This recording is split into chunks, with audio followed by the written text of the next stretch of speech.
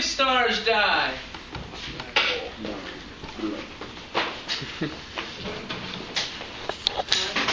Scary things. That's something interesting. Yes. Turn to 328.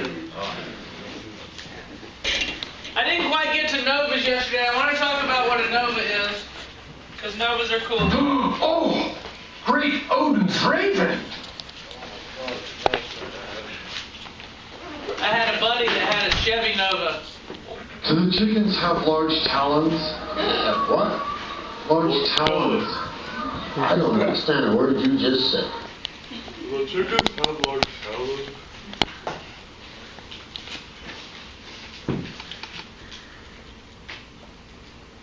Okay, let's talk about what novae are.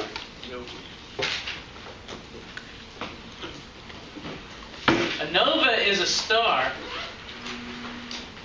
that suddenly gets real bright. A star that suddenly gets real bright.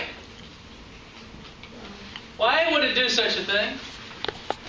And then you look at it a week later and it's dim again. Oh, it died. Well, here's what's going on. This is a graph showing its brightness. Here's what's going on in a nova. A nova is a case where you have a white dwarf next to an expanding red giant. So, remember I said most stars are in binaries? Over 50% of stars are in binaries. Two stars going around one another. So one star dies. It goes to red giant and casts off everything, and you're just left with the white dwarf. The other star starts increasing in size and starts to die. Well, as it's increasing in size, some of its material gets caught up in the white dwarf companion and starts rotating around this white dwarf companion, falling into it, you see. Carson, you with me? This is incredible, isn't it? And it rotates around the white dwarf companion, and it builds up, and eventually falls in and hits the white dwarf. And so it's a bunch of material, gas and dust from the other star, and all of a sudden it hits the white dwarf, and boom, you get this big explosion. Because the white dwarf is a small, hot thing that's so hot, probably over 10 million K. And 10 million K is the temperature that it takes to fuse hydrogen. So if hydrogen falls onto its surface, the hydrogen will suddenly fuse. That's an atomic bomb. Hydrogen fusion. That's a hydrogen bomb. That's what our nuclear weapons are made out of. So it's like a bunch of hydrogen is falling onto this hot white dwarf and suddenly fusing, and you get a huge explosion.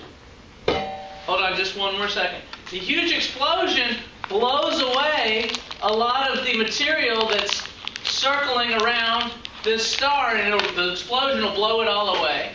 And then, so you'll have another buildup that'll start. And so you'll have a nova go off every few years. The nova blows up, it blows away all the material, and then new material from the other star starts to do it again. And so you get an explosion, and then 2 years later you get another explosion. 2 years later you get another explosion. Each explosion is called a nova. It's just like a red giant begins to lose hydrogen and has a mass transfer over to the white dwarf companion and fuses. That is awesome. Okay. Very well said. Very well said. Now, your question. Would there be any way for like a planet to revolve around a star in binary, or yes. What would happen? Yes. Study that. There are different ways it can do it. It can go all the way around two stars. It can do a figure eight between the stars. Or if the two stars are far apart, it can just be going around one, depending on how close the orbit is. So there's a lot of ways for planets to be around. Okay. Mm-hmm. The explosion of the novas would certainly sterilize anything that was alive on a planet that was going around this star.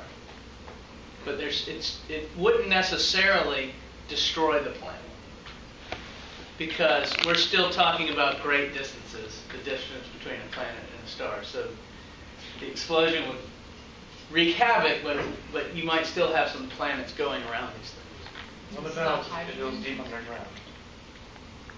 Maybe life could survive deep underground, yeah. What was that? That's a hydrogen fusion? Yes, hydrogen landing on the surface of a white dwarf will immediately fuse because the surface of a white dwarf is more than 10 million K.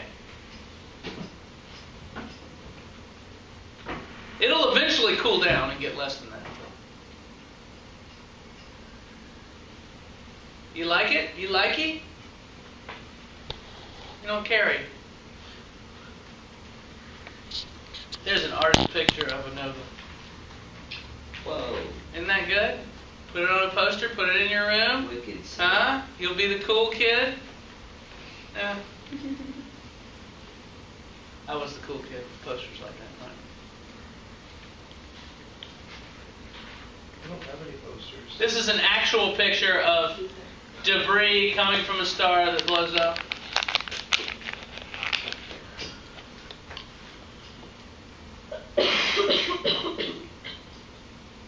Okay. So the next thing we do, so we're done with novas. I thought I had nova video. No nova video. We used to say nova in chemistry class. Why? There's Nova video, so it would be like a video based. Oh, Nova, yeah, is the group that makes the videos for public TV. Yeah. Okay. Now let's go to a big star, and the big stars lie near the top of the HR diagram. They're way up here. If you're a star that's 4 or 5 or 6 or 10 times as big as the sun, as massive as the sun, you're not going to just grow to a red giant and then your material just goes off into space. You do not die quietly like our sun will. If you're a real big star, you die violently. And that's what we're interested here. It's called a supernova. And a supernova is the largest explosion in the universe. And it happens when a really big star dies. Now, really big stars are rare, so we don't see supernovas that often in our galaxy. It's calculated that there ought to be a supernova in our galaxy about every 100 years. But sometimes they happen all the way on the other side of the galaxy, behind a lot of stuff, so we can't see them. The last supernova that was seen was in like 1800, something like that, in the mid-1700s or something. And they say it was so bright it looked like a star, but you could see it in the daytime. And it wasn't really very close to us. And there was a famous one that happened in like 1045 AD that Chinese astronomers wrote about. And we can see the remnants of this huge supernova today. It's called the Crab Nebula. But what happens? Why does a big star blow up? Well, do you remember the layering effect that occurred as hydrogen fused to helium, then the helium wouldn't fuse, so it sat there cold at the center until so much pressure was on it that it started to fuse, the temperature got higher and it started to fuse, and then it made carbon at the center. And in a small star, there's not enough pressure to ever make carbon fuse. But in a big star, so much carbon builds up that its gravity squeezes itself together and it eventually gets hot enough to fuse. And in a really big star, this goes on, making all the larger and larger elements that are in your periodic table. And we build up layer after layer of larger and larger elements the bigger the star is. In a really big star, we'll build up, look at this, there's a layer of hydrogen, there's a layer of helium, there's a layer of carbon, a layer of oxygen, neon, magnesium, silicon. Eventually, you'll build up all the elements in different layers, like an onion here, in the center of the star, and at the very center will be iron. And iron will never fuse. No matter what temperature you get iron to, it will not fuse together to make larger elements. So at the point where an iron core happens, the star is doomed to a violent death. And here's why. When that iron core starts building up, gravity is pulling in real strong from all directions. There's stuff pushing on this iron core, and as more iron builds up, it gets incredibly dense. So dense that the atoms themselves cannot hold up. You know, normally, do y'all remember the structure of an atom? It had a nucleus in the middle, and it had electrons going around it. And besides that, it's empty space. Do y'all remember this? I think I described it the first day of class. Basically, if we could blow an atom up to this size, and the nucleus were the size of one of your M&Ms, the electrons would be like a grain of dust, zooming around the nucleus about to where the edge of our campus is. And everything else in between is just empty space. But the electrons go around so fast that it makes a spherical shell that is impenetrable. Kind of like a ceiling fan. When it's going around real fast, you can't throw anything through it. But you try because it's fun. You throw Nerf balls up at it and they go shooting up.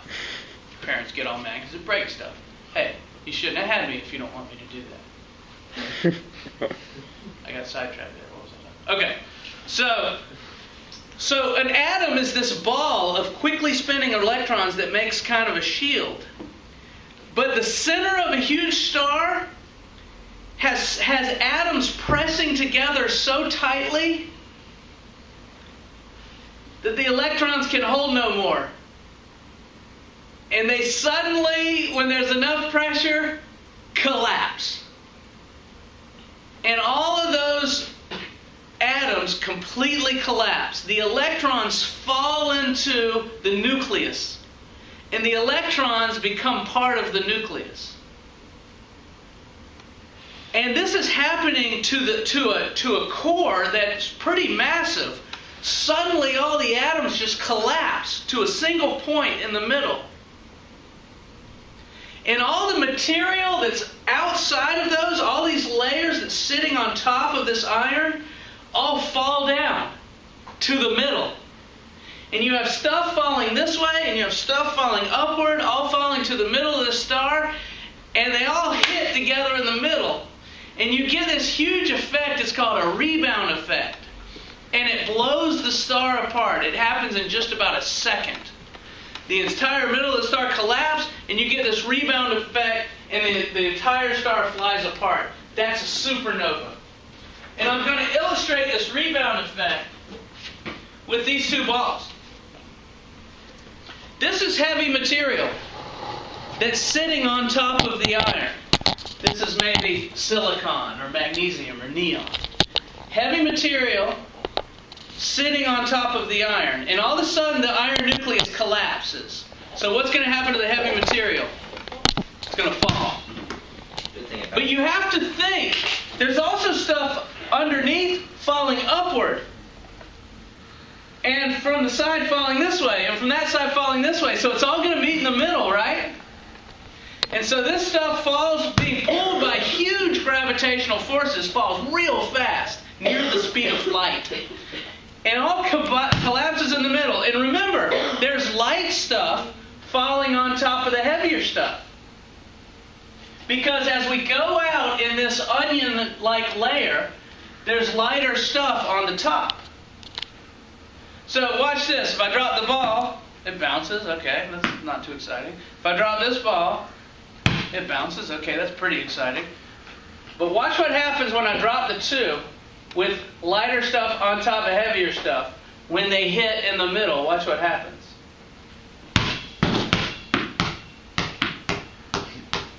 That'd be crazy. How sweet was that? Let's do it again. Oh! Let's do it again. Massive rebound. Do it again. Do it again. Rebound so powerful that it blows everything away from the star. Imagine this with 100 trillion times the mass Imagine what rebound you would get. Woo! Sometimes if you aim it right, you can shoot it to people. McLean, look alive. Oh, that's very good aim. Here you go. How long do we do this until Miss Browning's class sends somebody up here? We should find out. Yeah. Oh, almost. Isn't that cool? But remember, the effect is magnified if you have more balls.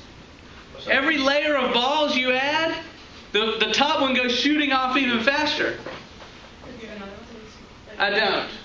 Only have If you got a two. beach ball.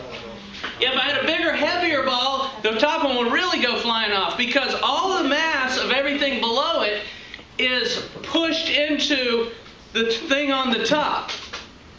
And so the things on the top just fly away like crazy. So when that iron nucleus collapses, the whole star just rebounds and blows up. It goes flying off in space in all directions. There's so much energy in that explosion that a lot of the atoms that are flying off will hit one another and fuse together. And in that way, you can make all of the elements that are larger than iron on the periodic table. Gold, platinum, radium, uranium, all of those are made in a supernova explosion. And that's the only way to make those elements. That's why they're rare. You know why gold is worth a lot? Because the only time you can make gold is in a supernova explosion. So there's not much of it around. Isn't that cool? The other elements like carbon and hydrogen and oxygen, there's more of that because they can be made by smaller stars. But anything larger than iron can only be made in a supernova explosion because that's the only time you have enough energy to fuse large elements together. And that's where everything comes from. Anyone wearing a gold ring or gold earrings? No? Yeah, you don't want to admit it amongst this crowd. They might steal it from you.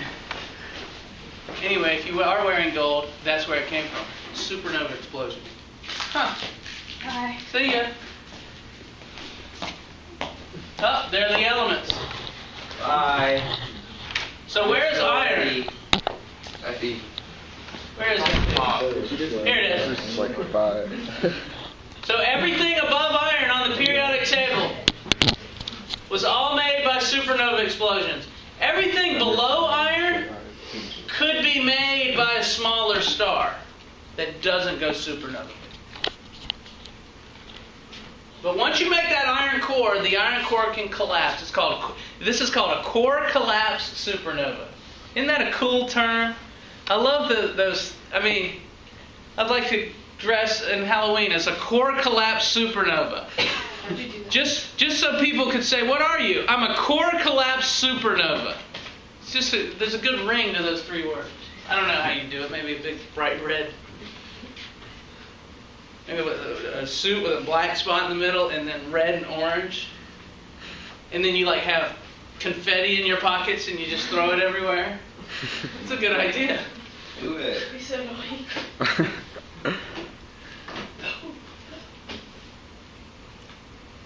Here we see, you can see core collapse supernova remnants. And this is the remnant of one. This one blew up many thousands of years ago, and this is material flying away from it. They don't always blow up in a perfect sphere.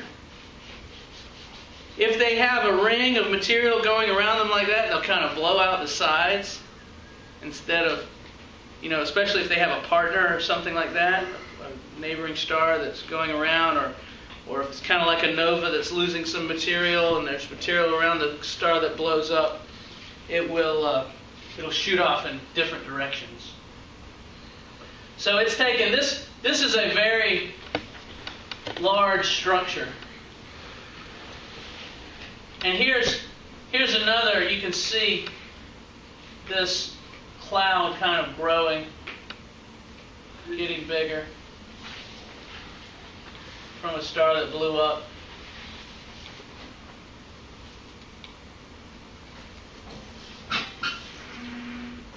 Night echo.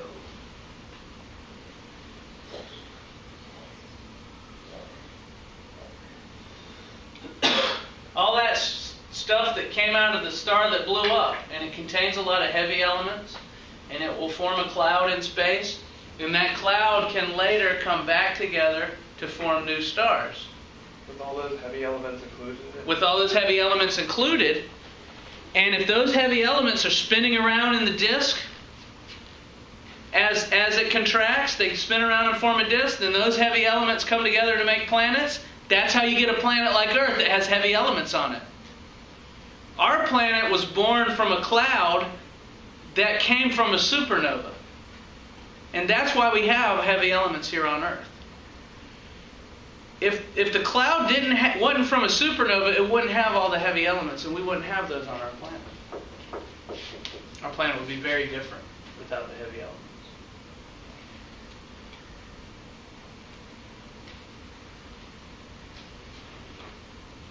I don't know why they're showing Betelgeuse. I guess maybe they're saying that Betelgeuse will go supernova one day. I think that's why that's in here. You know where Betelgeuse is? It's one of the stars of Orion, and it's real big.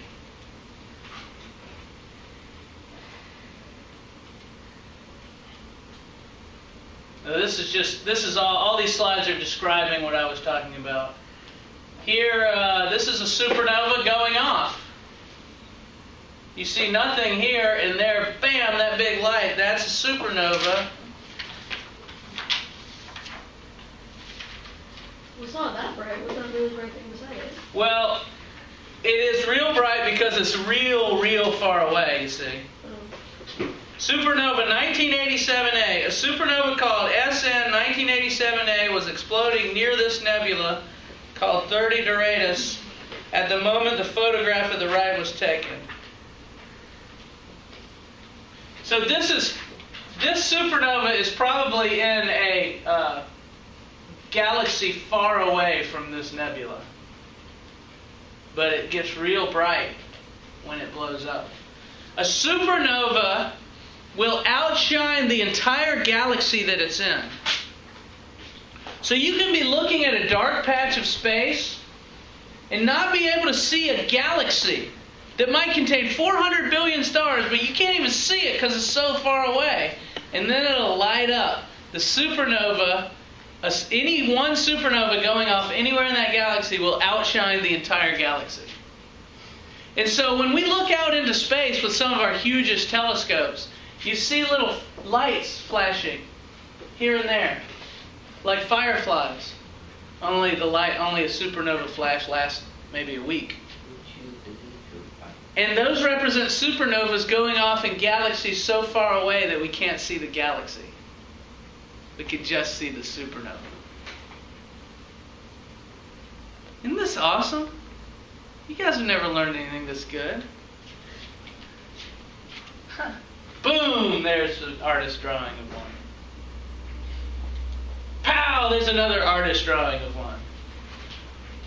We've never actually witnessed one going off because they're so rare and usually so far away. The only thing you can see is from real far distance. If you're looking at a large field of sky, you can see, like I said, if you look at it for a long time, you can see one here and there.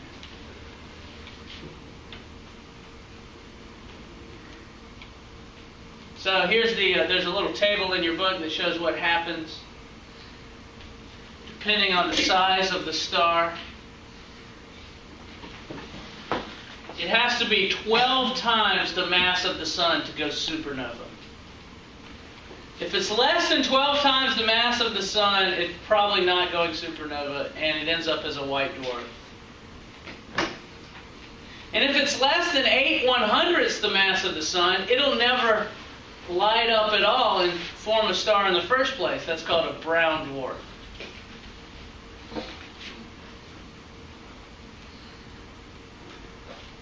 We don't want to talk about any of that.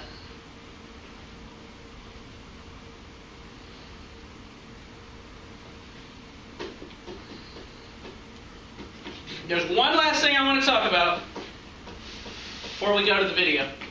And that is the fact that the supernova I just explained, the core collapse supernova that a big star makes, is actually called a type 2 supernova.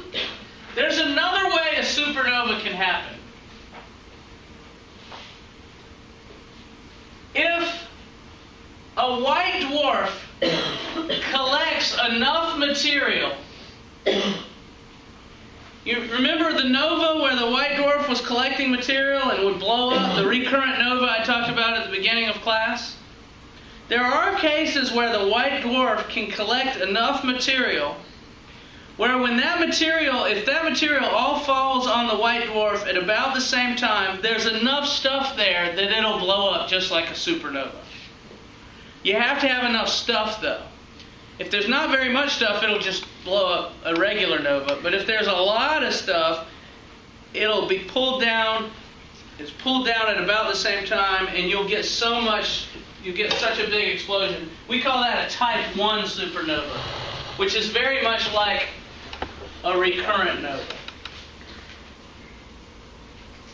And so when scientists were first studying this, they noticed some differences in the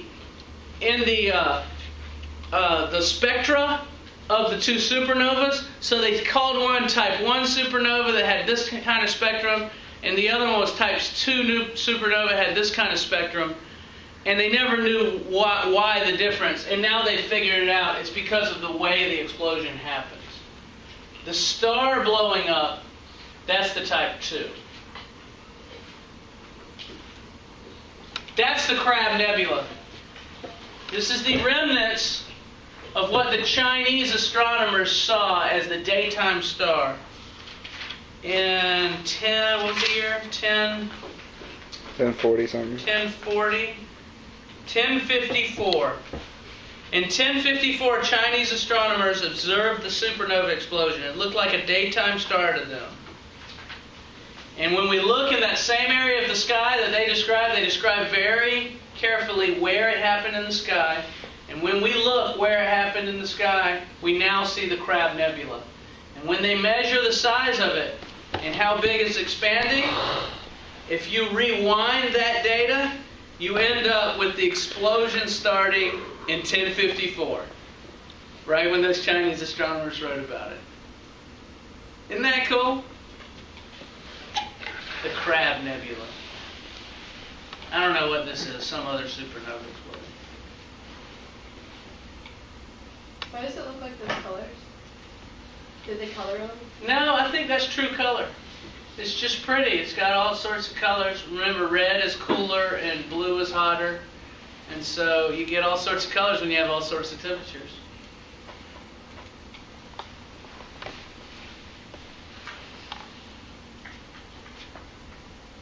Here we see the mass of a blue star at the top of the main sequence.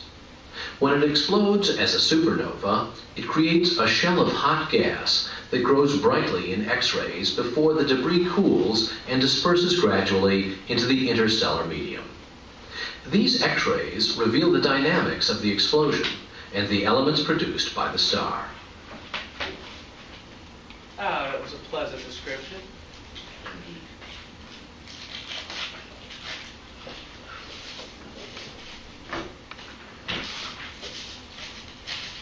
The explosion of supernova 1987A illuminated a pre-existing ring of gas which encircled the doomed star. Debris hurled into space, moving at 1/10 the speed of light, created a shock wave, which is now beginning to hit the ring, causing it to heat up and glow again. Cool. There's all kinds of crazy stuff going on in space. And here it shows the brightness of supernova 1987A.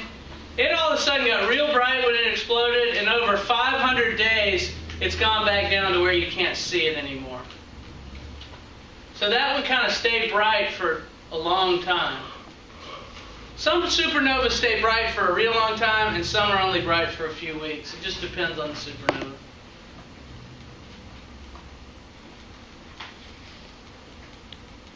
Okay, So read the last of chapter 12, and that's it for our next tasks. 10, 11, and 12